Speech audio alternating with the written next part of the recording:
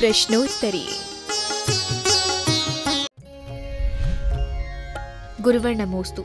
चतुर्थ काल में आदिनाथ भगवान से लेकर भगवान महावीर तक कौन सी भाषा प्रचलित थी? भाषाएं समय समय पर बदलती रहती है। कोई एक निर्णय, भाषा एक माध्यम है अपने भावों को समझाने के लिए। पहले ब्राह्मी लिपि चलती थी, वो गौड़ हो गई। बीच बीच में अनेक भाषाएं आईं।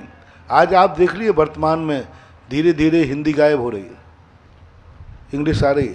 आज से 25-50 साल बाद हिंदी नाम की चीज़ ही नहीं मिलेगी, सब अंग्रेजी में हो जाएगा। संस्कृत गायब हो गई, प्राकृत गायब हो गया। तो भाषाएं अपने अपने समय पर बदलती जाती हैं, जिसका जहाँ जो प्रचार। भाषाएं व्यापार के कारण बदलती हैं, भाषाएं समृद्धि के कारण बदलती हैं। आज हर व्यक्ति को इंग्लिश क्यों पढ़ना? क्योंकि विश्व में सबसे ज़्यादा बोलने वाले कौन सी भाषा के लोग हैं? सबसे ज़्यादा कौन से लोग बोलने वाले? सबसे ज़्यादा बहुत सारे देशों में इंग्लिश बोली ही नहीं जाती। लेकिन आज विश्व में यदि देखा जाए तो सबसे ज़्यादा देशों में कौन सी भाषा का विशेष प्रचार है? इंग्लिश का प्रचार है। अब आप दुनिया से जुड़ना है तो उसको इंग्लिश पढ़ना पड़ेगी, और दुनिया से जिनको नहीं जुड़ना है वो नहीं पढ़े। तो कभी कभी भाषा मूल भाषा को गौण करने के लिए मजबूर कर देती है, क्योंकि अब उसको बाहर जाना है तो बिना इंग्लिश के नहीं जा पाएगा। वो नहीं चाहता कि मैं हिंदी को छोड़ूं, लेकिन हिंदी को पकड़ता है तो उसकी ज़िंदगी का सवाल उठता है, और इंग्लिश को पकड़ता है तो ज़िंदगी का विकास होता है। तो उसे मजबूर होकर के विदेशी भाषा अपनाना पड़ती है, क्योंकि उसका उस प्रकार का उत्थान दिखता है। इसलिए कोई निर्णायक भाषा का कोई आगम में उल्लेख नहीं कि रामचंद्र जी के समय कौन सी भाषा थी, महावीर के समय कौन सी भाषा थी। ऐसा कोई उल्लेख किसी शास्त्रों में, इतिहास में देखने को नहीं मिला। गुरुवर नमोस्तु। कई श्रावक गण नित्य महादर्शन करते हैं, फिर भी पाप का बंध होता है। तो ऐसी क्या कमी रह जाती है जिस कारण उन्हें पाप का बंध होता है? दर्शन में हमारी बहुत पहली बात तो अनंत काल का कर्म क्षण में नष्ट हो जाता है। रात भर का पहला हुआ अंधेरा सवेरे की एक किरण उगलते ही समाप्त हो जाता है। अंधेरा कब से फैला था? रात भर का। और सवेरे की सूर्य की एक किरण निकली और अंधेरा गायब हो गया। अब रात भर का अंधेरा एक सेकंड में कैसे गायब हो गया? पूरे कमरे में अंधेरा है, महीनों से अंधेरा है, सालों से अंधेरा है। एक दीप जला दिया, एक क्षण भर में अंधेरा गायब हो गया। ऐसा ही अपन ने अनादिकाल से पाप कर्म बांधे हैं। यदि हम थोड़ा सा उजिला कर दें, प्रकाश कर दें, तो वो क्षण भर में गायब हो जाते हैं। वो जो लिखा है वो सही है। अब रही बात हमारे दर्शन की विधि, हमारे दर्शन की विधि स्वार्थ से भरी है, कसाय से भरी है। आज अपने दर्शन की विधि में बहुत ज़्यादा स्वार्थ भरा है। हम अपने लिए मांगते हैं, दुनिया के लिए नहीं। यदि भगवान कहें कि मेरे पास एक आशीर्वाद है, तुम्हें दूं या दुनिया को दूं, तो तुम क्या कहोगे? दुनिया जाने तो भाड़ में, महाराज मुझे दे दो। तो हमारे घर में स्वार्थ भरा हुआ है। हमारे दर्शन में भगवान का दर्शन करते हुए 90% लोग भगवान का दर्शन पाप के लिए करते हैं, संसार के लिए करते हैं। 90% लोग संसार बढ़ाने के लिए करते हैं, संसार घटाने के लिए नहीं। जिन जिन कार्यों के लिए भगवान ने छोड़ा है, उन कार्यों को तुम प्राप्त करने के लिए दर्शन करते हो। कहाँ से सिद्धि होगी?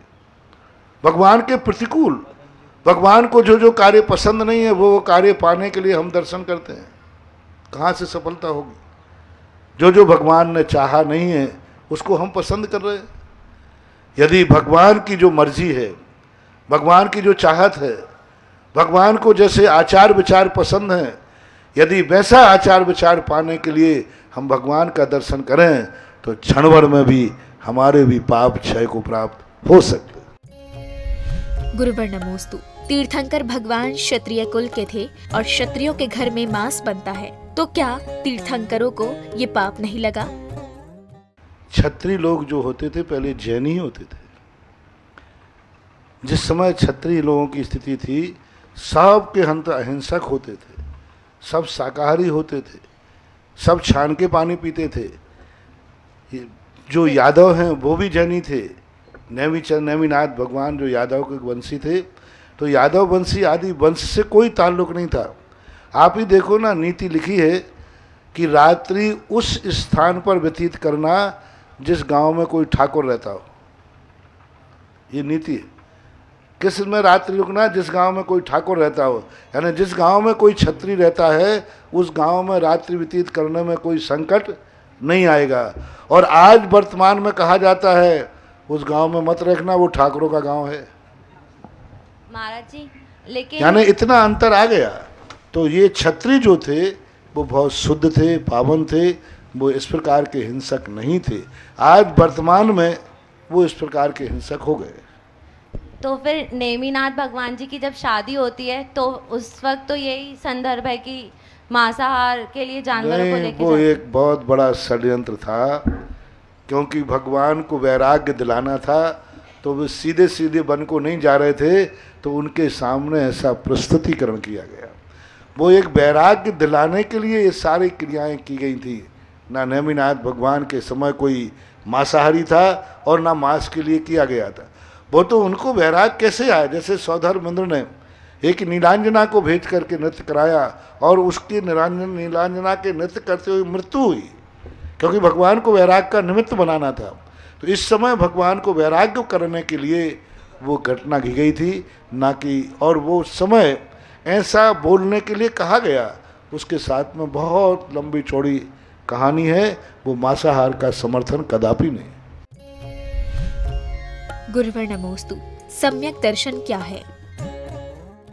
सम्यक दर्शन और कुछ नहीं है, अपने सत स्वरूप को समझना, सृष्टि के स्वरूप को समझना। आज व्यक्ति समझ रहा है कि हमें इस माध्यम से सुख मिल जाएगा, तो उसको समझना कि ये जिस माध्यम से सुख है इस संबंध में सुख नहीं है। वास्तविक स्वरूप क्या है? सृष्टि का स्वरूप क्या है? अपने जिंदगी का लक्ष्य क्या है?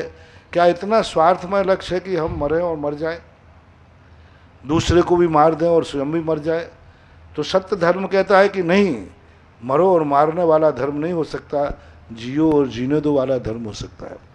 इसलिए एक चांडाल को भी अहिंसा समझ में आ गई, जिसकी चांडाल की जो हिंसक आजीविका थी, सरकार की तरफ से नौकरी थी, तो भी उसके मन में समझ में आ गया कि अहिंसा ही धर्म है। तो एक दिन की अहिंसा लेकर के उसने ये बता दिया कि मैं हिंसक होकर के भी अहिंसा पर विश्वास रखता हूँ। और सबसे बड़ी चीज़ तो समंतभद्र महाराज ने कही कि यदि तुम्हारी जिंदगी में कुछ भी ना समझ पाओ, यदि सच्चा भगवान समझ में आ जाए तो भी तुम्हारी सारी दुनिया समझ में आ जाएगी। सच्चा गुरु समझ में आ जाए, सच्चा शास्त्र समझ में आ जाए, तो तुम्हारे लिए सम्यक दर्शन की भूमिका समझ सकते हैं हम। सच्चे देव शायद गुरु की पहचान करना ही सारे जगत के सत स्वरूप को समझना है। इसलिए सच्चे देव शायद गुरु को समझ करके उनकी बताए हुए मार्ग पर चलना ही सम्यक दर्शन का मूल कारण है। गुरुवर नमोस्तु। मिथ्यात्व से पहले गुण स्थान से जीव छठवें और सातवें में जा सकता है, लेकिन मिथ्यात्व के बाद तो पहले सम्यक दर्शन होना पड़ेगा, उसके बाद ही तो जीव छठवें और सातवें गुण स्थान में जा सकता है। सम्यक दर्शन में कभी कभी ऐसा होता है कि कोई एक साथ मिथ्या दृष्टि होकर सप्तम में जा सकता है, यानी सम्यक दर्शन, ज्ञान, चारित्र तीनों एक साथ प्राप्त कर सकता है। कई बार अच्छे विद्यार्थी होते एक साल में 2-2 क्लासें पास कर लेते। कई विद्यार्थी ऐसे होते कि एक साल में कई इंटरव्यू, कई क्लासें पास करते। ऐसा ही कुछ लोग इतनी विशुद्धि बढ़ा लेते हैं कि वे रत्नत्रय एक साथ प्राप्त कर सकते। पूज्य वीर सिंह स्वामी महाराज ने श्री धवला में स्पष्ट उल्लेख किया है कि ऐसे कितने जीव हैं अनादि मिथ्या दृष्टि, जिनको निमित्त मिलने पर एक साथ रत्नत्रय प्राप्त करके और चले जाते। और तो छोड़ो, इंद्रभूति गौतम, इंद्रमी घोती गौतम मिथ्या दृष्टि था, और सीधा मिथ्यात्व प्राप्त करने के बाद समूषण में गया। हो सकता है मानस्तंभ के यहाँ सम्यक दर्शन हो गया हो, नहीं भी होता तो अंदर जाकर के वह एक साथ गणधर परमिष्ठी बन गया, तो हो सकता है। पहले से एक साथ व्यक्ति तीसरे में जाना जरूरी नहीं, दूसरे में जाना जरूरी नहीं, चौथे में भी जा सकता है, एक साथ पंचम में भी जा सकता है, एक साथ सप्तम में भी जा सकता है। इन 3 गुण स्थानों में व्यक्ति एक साथ छलांग लगा सकता है। गुरुवर नमोस्तु। अग्नि गति और वायु गति से जीव सीधा मनुष्य गति में नहीं आ सकता, लेकिन नरक गति से सीधा मनुष्य गति में आ सकता है। तो नरक गति को गलत क्यों माना गया है? क्योंकि नरक गति का जो स्थिति है वो व्यक्ति अति वेदना वहाँ है। अग्नि का है, वायु का है, आदि को इनकी इतनी वेदना नहीं है, ये यहाँ वातावरण में रह रहे हैं, लेकिन नरकों की तो वेदना इतनी ज़्यादा है। और नरक गति में जाने वाले जीवों के परिणाम भी निकृष्ट होते हैं, इनके परिणाम इतने निकृष्ट नहीं होते। अग्नि का है, वायु का है, दूसरे का विनाश करने का भाव नहीं करते। विनाश होता है वो बात अलग है, लेकिन नारकी जीव तो विनाश करने का भाव करते हैं। उनके मन में क्रोध भाव आता है, वो तो जान करके जो उपकारी हैं उनका भी नाश कर देते हैं। तो नारकी जीवों के परिणाम जो है अति कलुषित होते हैं, इसलिए उनको निकृष्ट कहा जाता है। गुरुवर नमोस्तु। महाराज श्री, सभी बच्चे धर्म और कर्म में कैसे सामंजस्य बनाएं? पढ़ाई करते समय यदि सहेलियों से बात करती हो तो पढ़ाई छूट जाती है, उसको एडजस्ट कैसे करती हो। भोजन करना पड़ता है तो भोजन करते समय पढ़ाई छूट जाती है, एडजस्ट कैसे करती हो। नींद आती हो तो सोना पड़ता है, उसको एडजस्ट कैसे करते हो। घूमने जाना है और पढ़ाई भी है, तो दोनों को एडजस्ट कैसे करते हो। जब संसार की हम 100 समस्याओं को एडजस्ट करते हैं तो उसमें एक समस्या धर्म को भी एडजस्ट कर लो। हम बीमार हो जाते हैं तो अस्पताल को एडजस्ट कैसे कर लेते हैं। कितनी समस्याएं आती हैं पढ़ने वाले विद्यार्थियों के लिए, फिर भी आप उसको एडजस्ट करते हैं। घर में रिश्तेदार आ जाते हैं और पढ़ाई का समय है, उनको एडजस्ट करते हो कि नहीं। जय जिनेंद्र, आइए बैठिए, जो कुछ भी है। अब घर में रिश्तेदार आ गया तो उसको एडजस्ट करोगे, और नियर रिश्तेदार आ गया तो उसने कहा चलो घूमने चल रहा तो उनके साथ घूमने चलोगे। तो फिर पढ़ाई करते समय मंदिर को जाने का एडजस्ट क्यों नहीं, गुरुओं के प्रवचन एडजस्ट क्यों नहीं, धर्म ही एडजस्ट क्यों नहीं होता, बाकी सारी दुनिया की चीज़ें एडजस्ट होती हैं। इससे सिद्ध है कि धर्म के प्रति हमारी रुचि की कमी है। हम एडजस्ट करना चाहें तो धर्म कभी तुम्हारी पढ़ाई में बाधक नहीं बनेगा, बल्कि धर्म के साथ पढ़ाई करोगे तो पढ़ाई में और ऊंचाइयां और छुओगे। गुरुवर नमोस्तु। आरक्षण के कारण बहुत से बच्चे अपने योग्य पद से वंचित रह जाते हैं, तो इसका समाधान क्या है? पहली बात तो है कि राजनीति और राजा के कानून के संबंध में तो आप जो समय विचार कर सकते हैं, जिस समय आपको लोग वोटें देने आते, यदि सारे सवर्ण एक चुनाव का बहिष्कार कर दें तो, और फिर सारे आरक्षण वाले चुनाव का कर दें तो समस्या बहुत बड़ी खड़ी हो जाएगी। आज भारत देश उस कगार पर पहुंच चुका है, न आरक्षण बंद कर सकता है और न आरक्षण के संबंध में कुछ विचार कर सकता। आपने देख लिया किस प्रकार की थोड़ी सी हरकत से किस प्रकार का तांडव हो सकता है। अब एक ही बात आपके पास है कि हमारे आचार्यों ने, जैनियों से मेरा कहना है कि आप लोग नौकरियों से दृष्टि हटाओ, 80-80 कृषि और वाणिज्य पर दृष्टि टिकाओ, उस तरफ अपना सोच बनाओ। जैनी वह नहीं है जो किसी का नौकर बने, जैनी का तो वो पुण्य है कि सारी दुनिया उसके यहाँ नौकरी करे। अपने अंदर ऐसी योग्यता जगाओ, ऐसी परिणति जगाओ कि सारी दुनिया तुम्हारे यहाँ नौकरी करे, तुम्हें किसी के यहाँ नौकरी करने की ज़रूरत ही नहीं। अब रही बात जो मध्यम वर्ग वाले लोग होते हैं, छोटे वर्ग वाले लोग होते हैं, अब वो उनका ऐसा कर्म ही लेके आए हैं तो विधि के विधान को टालने में कौन समर्थ है।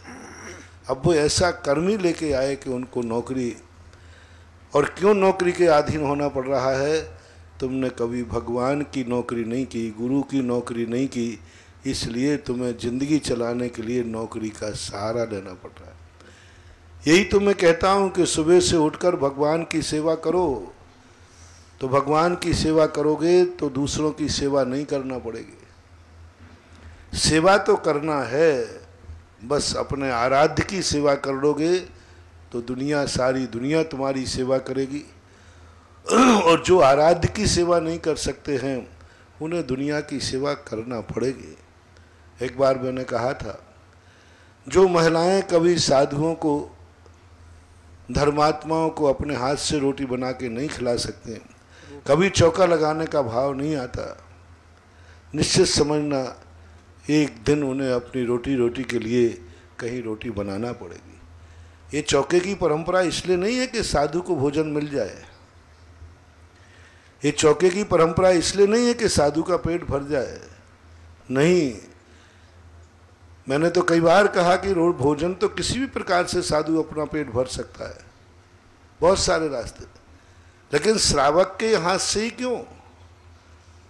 श्रावक के यहाँ चौके में हार क्यों? उसी से पेट क्यों भरता है?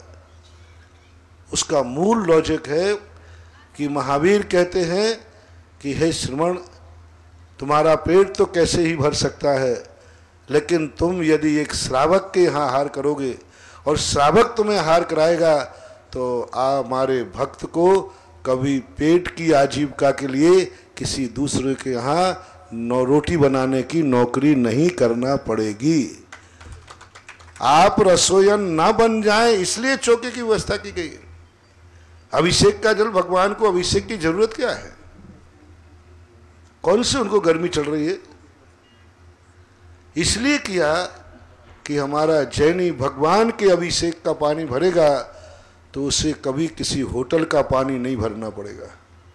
2 रोटियों के लिए होटल में पानी भरना, 2 रोटियों के लिए किसी शादी कार्यक्रम में जाके पानी भरना, ये वही जीव करेगा जिसने कभी भगवान के अभिषेक का पानी नहीं भरा। तो ये सारी जितनी भी क्रियाएं आप श्रावकों को कही जाती हैं, इससे भगवान और गुरु का कोई संबंध नहीं। अभिषेक तो किसी भी तरीके से किया जा सकता है। एक कुएं से नल का एक पाइप लगा दो और टोटी खोल दे, भगवान नहा लेंगे। जो तुम नहाते हो फुहारे के नीचे बैठ के नहाते ना, ऐसे अपन भगवान को एक लगा देंगे, खोल देंगे, बढ़िया नहा जाएंगे भगवान। भगवान को नहाना हो ना तब ना, भगवान के नहाने के बहाने हमारे पाप कर्मों को नाश करना है। हर क्रिया के साथ तुम्हारी जिंदगी छुपी है, इसलिए आप अपनी जिंदगी को जितना गुणवानों की सेवा में लगाओगे उतना ही आपको किसी की नौकरी का मोहताज नहीं होना पड़ेगा। तुम्हारे यहाँ लोग नौकरी करने आएंगे। गुरुवर नमोस्तु। आत्महत्या के विचार आने पर कैसी भावना भानी चाहिए? उस समय उसका अपघात नाम कर्म का उदय आ रहा है, उसको बचने के लिए यही तत्व दृष्टि करना कि मरने के बाद तुम्हें और टॉर्चर करेंगे। अभी तो बचने से कर रहे हैं, फिर तो बचने मानसिक और कायिक। हमेशा जब भारी दुख की संभावना हो तो छोटा सा दुख सहन करना चाहिए। अभी तुम्हें बिंदु के समान दुख दिया जा रहा है और आत्महत्या करने के बाद सिंधु के समान दुख भोगना पड़ेगा, क्योंकि आत्महत्या करने वाला कभी अच्छे परिणाम से नहीं मरता, क्लेश परिणाम से मरता है और उसकी नियम से दुर्गति ही होती है। इसलिए तत्व का विचार करके ऐसे परिणामों को त्यागना चाहिए। सामने वाला हमें टॉर्चर कर रहा है तो करने दो, क्या फर्क पड़ता है? टॉर्चर ही तो कर रहा है, प्राण तो नहीं ले रहा है। शब्दों की मार में हम इतने मर जाएं कि अपनी जिंदगी को मार डालें, ये तो समझदारी नहीं है।